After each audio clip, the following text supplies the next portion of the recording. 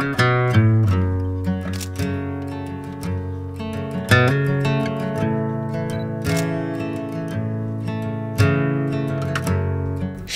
শেষবেলায় মন কেমনের পালা, ইচ্ছে করে গোধূলির রং গায়ে মেখে ঘর ফেরা পাখিদের গান শুনতে। কিন্তু উপায় কি? ব্যস্ত জীবনে দূর ভ্রমণের অবকাশ মেলে কোথায়? নো প্রবলেম, কলকাতার কাছেই চলুন নিয়ে যাই মিনি দার্জিলিংয়ে।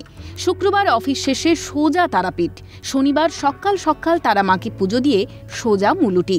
মা মৌলাক্ষীকে পুজো দিয়ে ঝাড়খণ্ডের প্রকৃতি উপভোগ করতে করতে পৌঁছে যান কল্যাণপুরের নতুন ডেস্টিনেশন মিনি দার্জিলিংয়ে।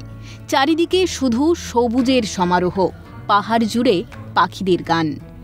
ঝাড়খণ্ডের পাশাপাশি বাংলার মানুষও কয়েক ঘন্টার জন্য ঘুরতে যাচ্ছেন এই মিনি দার্জিলিং।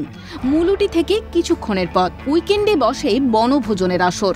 পাহাড়ি পথে হাঁটতে হাঁটতে বুক ভরে নিন তাজা অক্সিজেন। স্থানীয় আদিবাসী মানুষের সহজ সরল জীবন দেখুন খুব কাছ থেকে।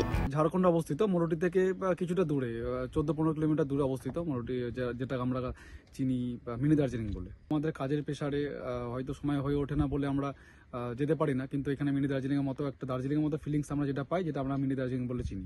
পরিবারের লোকজন নিয়ে এসেছি, খুব ভালো একটা জায়গা, ঘোরার মতো একটা জায়গা, খুব ভালো একটা অ্যাটমসফিয়ার আমরা পেয়েছি, খুব ভালো লাগছে। বড় অসাধারণ জায়গা, অসাধারণ জায়গা। এক কথায় বলতে গেলে বরফ ছাড়া দার্জিলিং। বহু মানুষ এখন ওখানে যাচ্ছেন যারা প্রকৃতিতে বেড়াতে ভালোবাসেন। আমরাও বেশ কয়েকবার গিয়েছি। রামপুরহাটের কাছেই, ওই 36-37 কিলোমিটার হবে, এবং মৌলুটি থেকে 26-27 কিলোমিটার এরকম রাস্তা। এর প্রাকৃতিক সৌন্দর্য, এর জঙ্গল, এর পাহাড় এবং স্থানীয় আদিবাসী মানুষ সব মিলে এক অসাধারণ জায়গা। তাহলে আর কি, সপ্তাহ শেষের ছোট অবকাশে বেরিয়ে পড়ুন মিনি দার্জিলিংয়ে। ভোলানাথ চক্রবর্তীর রিপোর্ট, ক্যালকাটা নিউজ।